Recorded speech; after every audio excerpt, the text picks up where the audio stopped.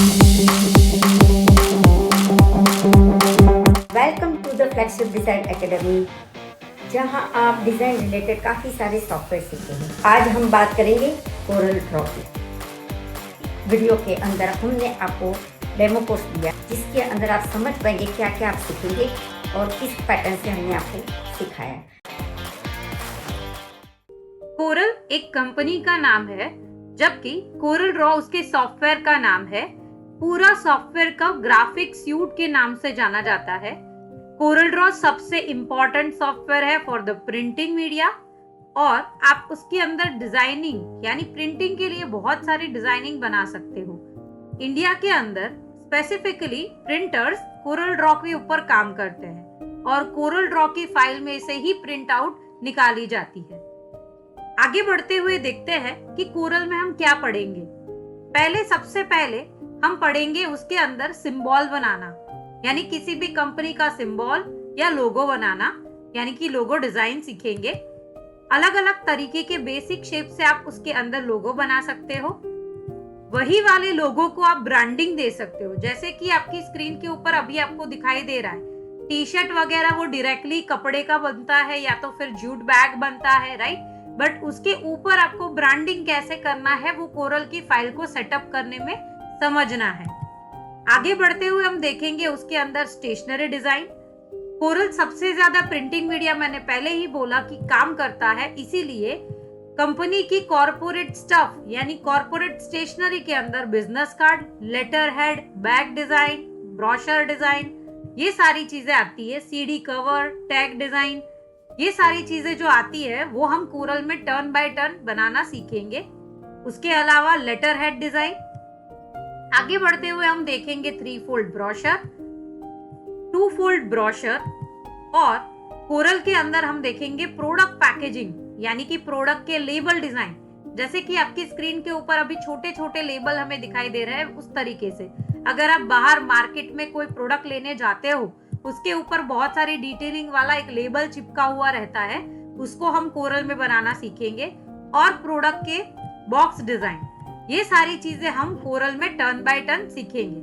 चलिए अब जानते हैं कोरल को ओपन कैसे करना है। जैसे ही आप कोरल को ओपन करोगे, ये उसकी वेलकम स्क्रीन आ जाएगी।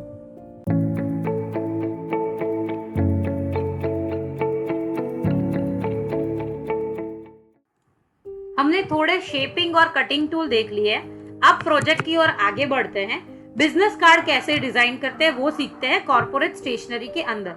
देखिए, जब भी आप कॉर्पोरेट स्टेशनरी बनाते हो, सबकी थीम एक सी होनी चाहिए, यानी बिजनेस कार्ड, एनवलप और लेटर हेड, हम तीनों एक साथ देखेंगे और तीनों की थीम एक साथ चेंज करेंगे। सबसे पहले यहाँ पर साइज में जाके आपको लेना है बिजनेस कार्ड।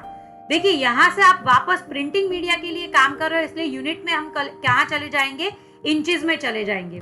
2 तरीके के बिजनेस कार्ड मार्केट में अवेलेबल है, लैंडस्केप एंड पोर्ट्रेट। लैंडस्केप में कई बार ऐसा होता है, कोई लोकल वेंडर्स रहते हैं जो सिंगल एरिया में लैंडस्केप कार्ड बनवाते हैं, या तो कोई बिजनेस एरिया बड़ा रहता है तो आगे पीछे यानी फ्रंट बैक डिजाइनिंग होती है।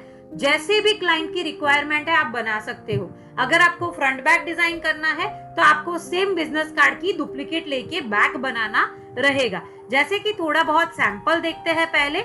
जैसे कि मैं कॉफी ब्रांड बना रही हूँ, तो यहाँ पर मैं क्या कर रही हूँ, एक थीम को फॉलो कर रही हूँ। ये थीम के अंदर मेरा फ्रंट बैक डिजाइनिंग है, मैं खाली थीम को फॉलो करूंगी। कलर कॉम्बिनेशन में अपनी तरीके से अपने लोगों के हिसाब से बनाऊंगी, जिससे हम शेपिंग भी सीखेंगे और डिजाइनिंग एलिमेंट भी सीख लेंगे। सबसे पहले यहाँ पर मैं डबल क्लिक से क्या कर रही हूँ, एक शेप बना रही हूँ और मैं उसको कलर फील कर रही हूँ कुछ इस तरह से, लाइट ग्रे। मुझे हर चारों कॉर्नर में राउंड भी देना है, तो मैं 0.5 एंगल का सब में राउंड दे दूंगी। कम चाहिए तो आप कम भी ले सकते हो। सिंपल यहाँ पे राउंड देने के बाद अगेन मैं Ctrl+C+V कर रही हूँ, यानी कॉपी एंड पेस्ट। क्यों? क्योंकि मुझे एक हाफ एरिया बनाना है, इसीलिए। देखिए 2 कलर का शेड बन रहा है यहाँ पर। तो मैं यहाँ पर पहले क्या करूंगी, ऑब्वियसली मेरा लोगो जो है वो मैं लेके आऊंगी ताकि मुझे थीम समझ में आए। सिंपल। देखिए वापस वही वाला पोर्शन हुआ, तो मैं क्या करूंगी, आउटलाइन में जाके स्केल विथ ऑब्जेक्ट करके हम काम करेंगे ताकि इजी रहे। कॉपी करने के बाद मैं यहाँ से क्या कर रही हूँ, उसको स्मॉल और कलर दे रही हूँ व्हाइट। ऊपर की ओर 0 कर रही हूं ताकि वो सिमिलरली परफेक्ट शार्पन हो जाए। देखिए कुछ इस तरह से। और यहाँ पे मैं कलर क्या कर रही हूँ मेरे थीम के अकॉर्डिंग, देखिए। और इसको मैं बड़ा कर रही हूँ, देखिए थोड़ा फटाफट से इसीलिए कर रहे हैं ताकि हमें समझ में आए। अब मुझे क्या करना है, यहाँ पे लोगो पेस्ट करना है, इसलिए मैं क्या करूंगी, अगेन एक कॉपी एंड पेस्ट। इसको क्या करेंगे, स्मॉल स्केच, और इसको मैं छोटा कर रही हूँ। कलर अभी के लिए थोड़ा डार्कन दे देते हैं या तो डिफरेंट दे देते हैं ताकि हमें समझ में आए। देखिए दोनों को सिलेक्ट करके कॉपी, पीछे की ओर एक ऑब्जेक्ट बनाना है, इसको मैं पहले ऊपर ले जाती हूँ, कॉपी एंड पेस्ट। हमने ऑर्डर से सीख लिया है सेंड टू बैक करना, बैक ऑफ द लेयर भी हम सीख चुके हैं। यहाँ से मैं क्या कर रही हूँ, डार्कन कलर और थोड़ा सा बड़ा कर रही हूँ ताकि मुझे समझ में आए। कंट्रोल पेज अप भी कर रहे हैं। क्यों हमने अप करा, क्योंकि हमें कलर समझ में आए इसलिए हमने अप करा। देखिए यहाँ से ज्वाइन है, यहाँ से बड़ा है, तो हम क्या करेंगे, उसको पहले तो सब कुछ 0 कर देंगे, यानी परफेक्ट फॉर्मेशन में ले आएंगे, शार्पन में, कुछ इस तरह से। कलर अभी के लिए हम डार्कन टोन ही रख रहे हैं ताकि समझ में आए। कंट्रोल क्यू और शेपिंग से हम क्या करेंगे, उसको कुछ इस तरह से ज्वाइंट कर लेंगे, देखिए, ताकि मुझे समझ में आए।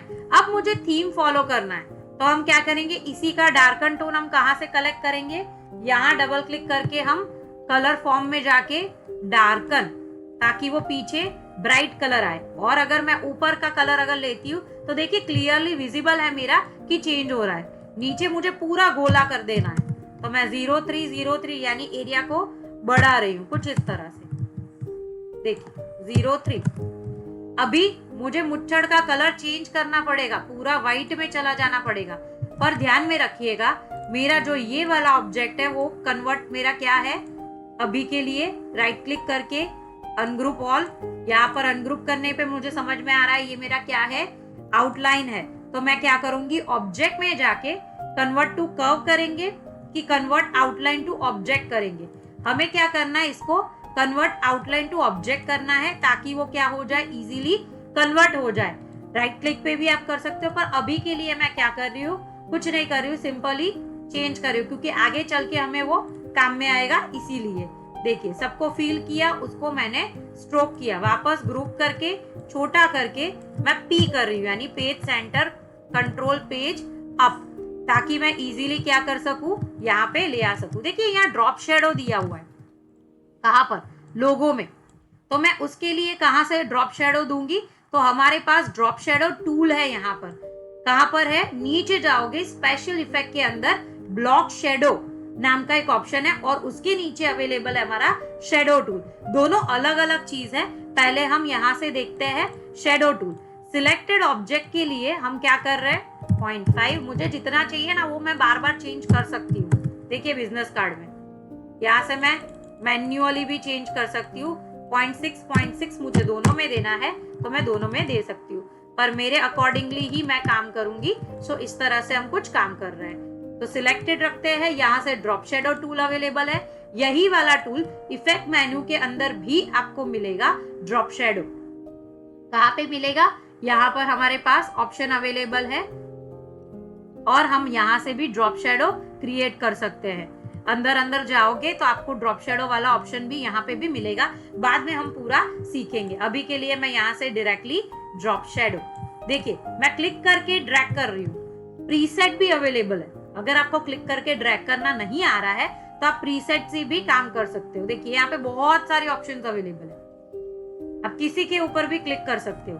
पर मुझे मेनली ध्यान में क्या रखना है कि कैसा मेरा ऑब्जेक्ट है, उस हिसाब से मुझे ड्रॉप शेडो कास्ट करना है कुछ इस तरह से। और मैं यहाँ से क्या,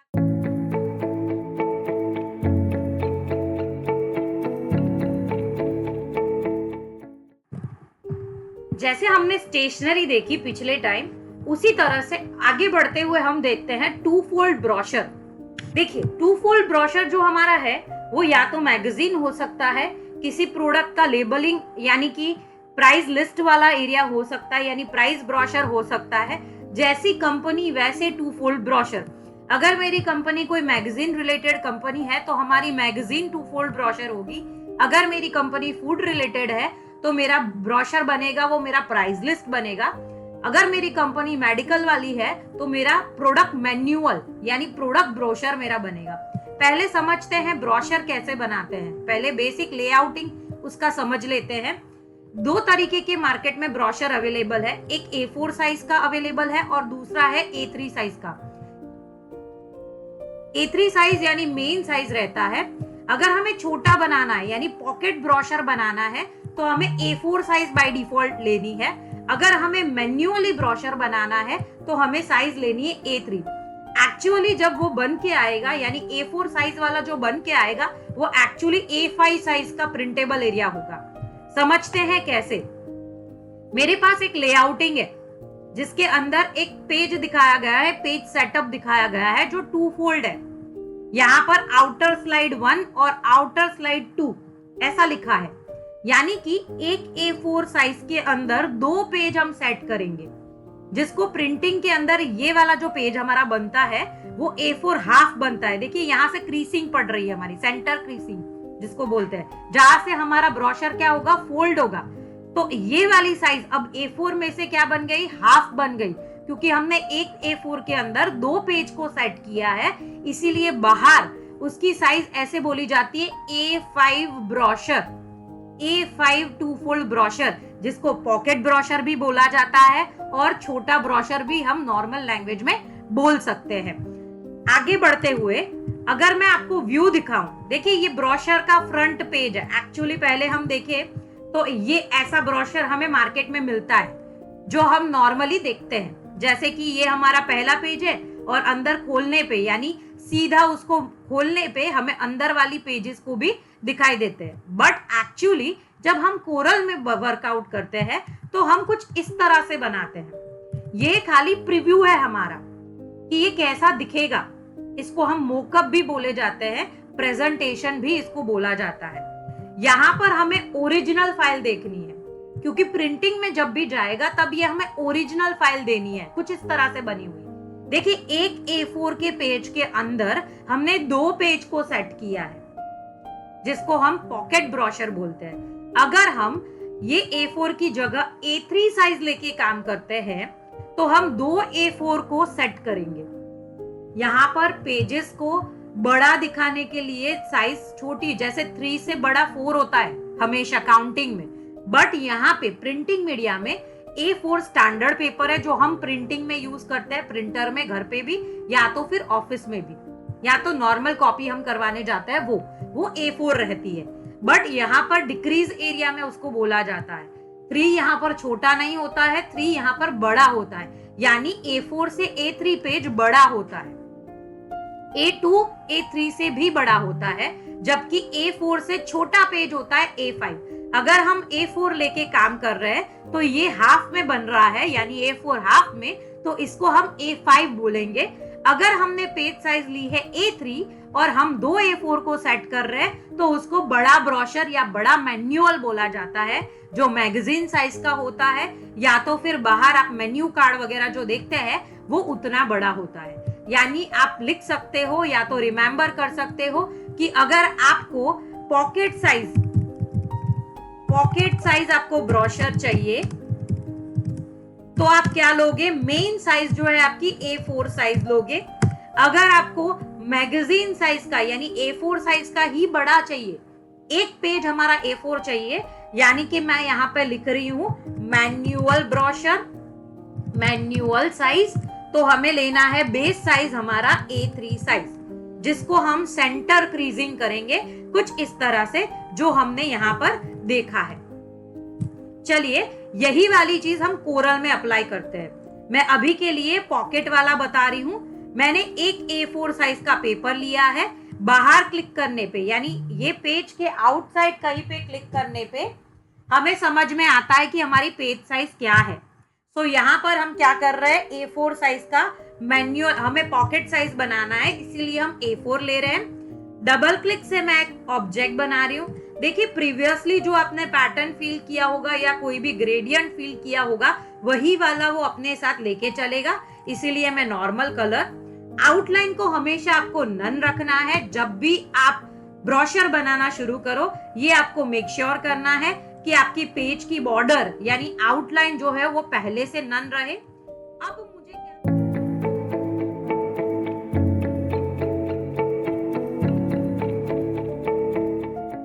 सबसे important part product label designing और प्रोडक्ट बॉक्स डिजाइनिंग हम यहाँ पे सीखने वाले हैं। इसके लिए हम एक साथ शेपिंग ऑब्जेक्ट के अंदर शेपिंग भी सीखेंगे, जिससे हम इजीली वो काम कर पाएंगे लेबलिंग के लिए। पहले चलिए समझते हैं व्हाट इज लेबलिंग। देखिए आपकी स्क्रीन के ऊपर एक इमेज है जिसके अंदर एक कॉफी पाउच है। हो सकता है कि आपकी प्रोडक्ट के हिसाब से ये कोई अलग चीज भी, मेडिसिन का बॉक्स भी हो सकता था, मेडिसिन की डब्बी भी हो सकती थी। वो डिबिया के ऊपर जो प्लास्टिक का जो स्टिकर रहता है वो पहले डिजाइन करना सीखते हैं, जिसको हम प्रोडक्ट लेबलिंग बोलते हैं। ये लेबलिंग आप कैसे बनाओगे? सिंपली बनाने के लिए हमें ऐसा बनाना है, प्रिंट निकाल के आपके प्रोडक्ट के ऊपर बाद में चिपकाया जाएगा। इसीलिए पहले ये समझते हैं कि हम ये कैसे बनाएंगे।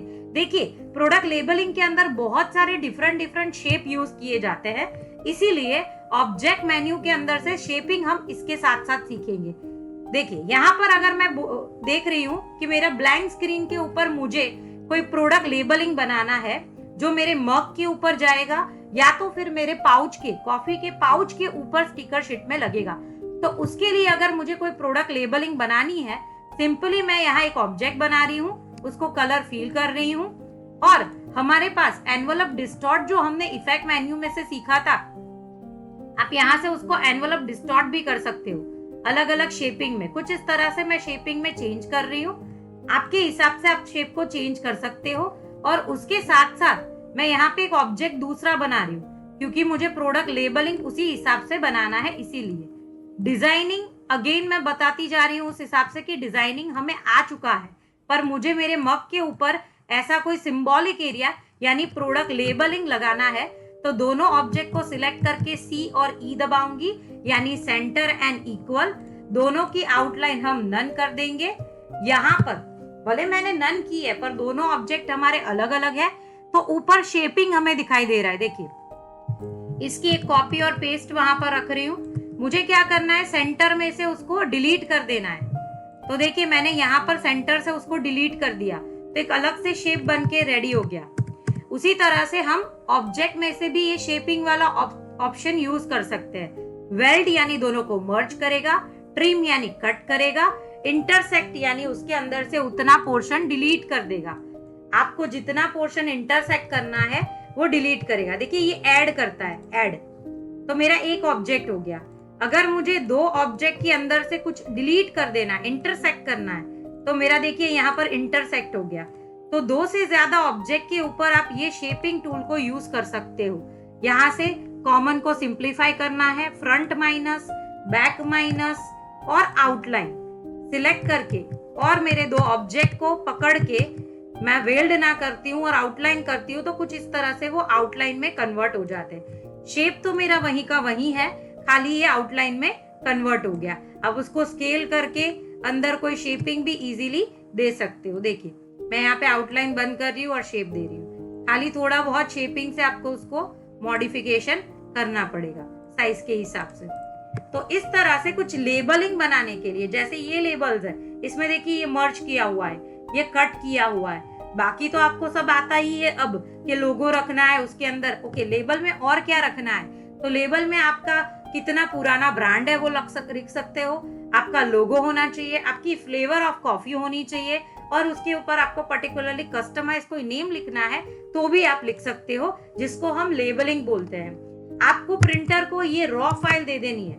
आपको ये भी समझना है, लेबल कोई कस्टम नहीं ले लेना है। आपको 2x2 का लेबल बनाना है, तो यहाँ से एक तो पहले फीट की जगह आप इंच कर दीजिए।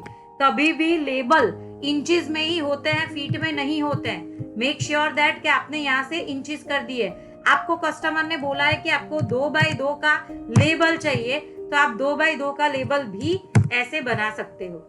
आपको पर्टिकुलरली ऑब्जेक्ट को नाप के, आपकी बोतल को नाप के आपको ध्यान में रखना है कि आपको लेबल की साइज क्या देनी है।